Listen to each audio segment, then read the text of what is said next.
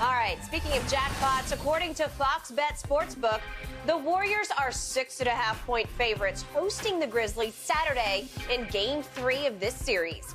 Golden State looking to bounce back after Ja Morant dropped 47 in Memphis's win in Game 2. Little redemption for the Dubs? Shannon, how confident are you the Warriors will take back control of this series? I'm very confident. I'm just trying to figure out how Miami Heat play and Philly play before the Warriors. They played last. They played last night. Got to play again on Friday. I don't know. I still ain't figured that out. But I'm very confident. The Warriors got what they hoped for, was a split. Yeah, they would have loved to win both games. But, Skip, the only way that they can win the series, they were going to have to win one game on the opposing team's court. They've done that. Now they need to hold serve at home, and I believe they will. It took Ja going crazy. Steph and Clay has not played particularly well in either game, haven't shot the ball well in either game.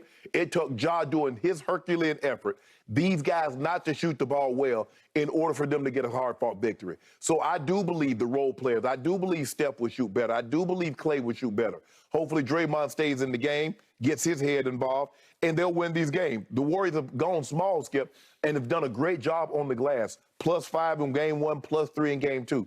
Can they maintain that rebounding edge? What happens, Skip, because the Warriors shoot so many threes, it's not conventional. The ball is not going to just fall right there under the rim. It's going to be long caroms all over the place.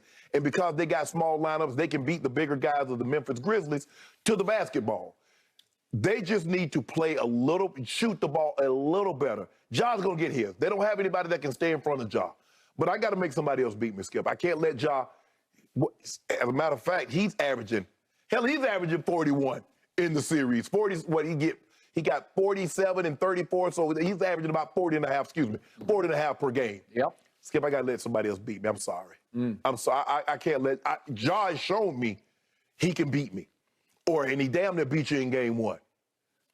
Ja, we're gonna trap you. We're gonna blitz you. We're gonna get the ball out your hand. We're gonna see if Dylan Brooks plays. We're gonna see if these other guys, the Melton, we're gonna see if Zaire Williams, if that kid if he can have another game shooting like that, Skip. Can Bane with that back? How healthy is his back gonna be? I'm getting the ball out of Ja's hand. Steph will play better. Clay will shoot better. They're gonna win this Game 3. I'm so comfortable. How many points you want? What the game? 6? 6.5. Give me 8. I might be willing to give you 6. 6? Well, why wouldn't you give me the spread 6.5? Because the half, I don't like the halves. Huh? Because you're afraid of Ja Morant? I ain't afraid of that. Huh? I would take 6.5 right here, right now. Done deal, over and out. We can go on to the next topic. You're talking real big right now. You're talking real big, Skip. Here's what I just witnessed. What'd you witness? In Game 1, I saw Ja Morant have 2 chances to win the game, and he turned it over the first time when Steph knocked it out of his hands. Yeah, Steph locked him up. Steph locked him up. He locked him right up because he is a lockdown. Yeah, you see what he did? Yeah, he did that. And then in Game 2, I watched Ja say, okay, enough of that. I will take this game over, and I will win it going away. And he won it going away. And now they go away all the way out to Golden State, and they're 6.5-point dogs. Back in the same arena in which they actually, the last time they played a playoff game there, it was a play-in game, but it was a playoff game too. They're not winning. They won the game. There was no Clay, but there was a Steph, and there was a Draymond, and there was a Poole. Well, hell, the first 2 games, I can't tell there's been a Clay in these 2 games except for that 3 hitting Game 1. Okay, well, more to my point, somehow Ja and Dylan Brooks won in overtime. They won it in overtime, a play-in game against Steph. You think Steph and Clay going to shoot that bad again? I don't think they will. Okay, then but the better question is, and here's the first question I have about this bet that we're about to make,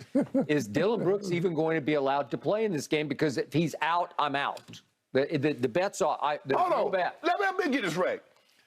The Grizzlies go 20-5 without Ja Morant. Yep. And you're not willing to give me a bet if they're missing Dylan Brooks. They missed him the whole game and they won. He is the primary defender on Steph. And I'm not saying he can lock down and shut out Steph, but he can bother him. He can hamper him. He can make him work a lot harder to get his shots. Well, who bothered Steph in Game 2 because Dylan Brooks wasn't there? Steph bothered Steph. Okay, then. It's almost like he was too open, and it came to Steph actually banking in a 3 in a way I'd never, ever seen him bank in a 3. Dead on, straight on, off an offensive rebound, off a Clay missed 3. He gets the ball back, and he banked it in, straight on banked it in. That means he shot it about 2 feet too long, and it banked in. Right. Okay, it came to that for Steph in that game. And even in game one, down the stretch, he missed his last 3 threes, and they were big misses. Yes. Because door swung open, and swung open Do you believe he do that again? I do not believe that. And I don't believe Clay will shoot as poorly. Okay, well, it's over. Y'all about to get blown out. Well, give me the point. Give me the point. I'll give you the point. That brings me back to Dylan Brooks. If he is, please God, allowed to play in this game, my goodness. he's been in a terrible shooting slump. He's been stinking it up. He's like 3 for 18 waiting to happen. Okay, I need him to snap out.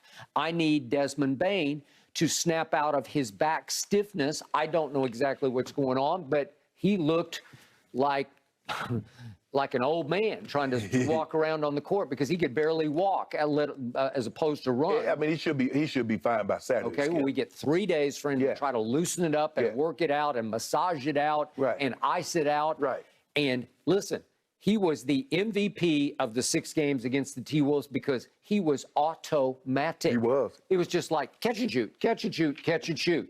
3-3. He got so crazy hot, it'd leave his hand, and I'd say, that's good. And it would swish. Yeah. Well, if I get that guy back, you're in trouble. And by the way, I love Tyus Jones. He's my unsung MVP. And the other night, game 2, he shoots 1 of 7 and 0 for 5 from 3. And I think he is clutch as they come. So he will snap out of that. DeAnthony Melton hadn't heated up yet, and he can really heat up. So you tell me, Stephen Clay, Stephen Clay. Well, I got a bunch of shooters who haven't shot yet. Well, you know what? I'm going to the pool party. Yeah, they got a pool party. There's flies all out. Yeah, Jordan Poole. Gonna drop 30 on you. Okay, good. You can have Jordan Poole. If I can have Tyus Jones back, I'll take it. Okay? If I can have Desmond Bane back. And by the way, my biggest X factor has been on the COVID list, and that is Steven Adams. And he's not much of a shooter, but he can defend and he can really bang the boards because he is a big, strong, nasty man. Nothing. You guess nothing. Yeah. And the reason my Memphis Grizzlies led the league in rebounding was because Steven Adams led them with 10 a game, 10 boards a game. Well, in this series, he might just give you 20 minutes and give you 15 rebounds. He I would take it. No, he ain't Okay, well, I don't know what happened. I guess he's got COVID, and maybe it hit him hard because he's still out, and I don't know what his status will be for Saturday night. But if he comes back, you're in trouble. Well, we'll finalize this tomorrow because the way I'm feeling right now, I'm thinking like 2-3 cases should do me just fine. Really? Yeah, well, you just lost 2 more. I'll get them back right here. Okay. Well, if you'll give me 6.5, I'll just do it right here, right now, with the contingency. There ain't no contingency. If there's no Dylan Brooks, there's no bet. Nope. Okay. I got to be at full strength. No.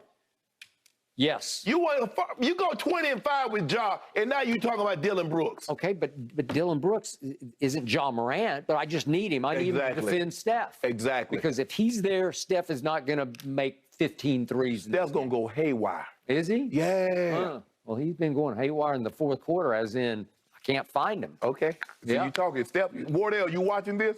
Yep, he watches all the time. He knows I'm on to him. No, you're not on to nothing. Yeah. Watch Clay. He's not that guy. That quick release. Yeah. Well, he's got that. He's got it going. Doesn't really look like Clay anymore. A lot of contingencies on this one, guys. I've written them all down. We'll see how this shakes out on Monday morning. I do know the Warriors have to shoot better than 18% from 3 if they want to have a shot in this one. Okay. All right, still to come. Back to Skip's Cowboys. Are they going to regret trading Amari Cooper? Zeke Elliott weighing in on this one. We'll tell you what he had to say up next.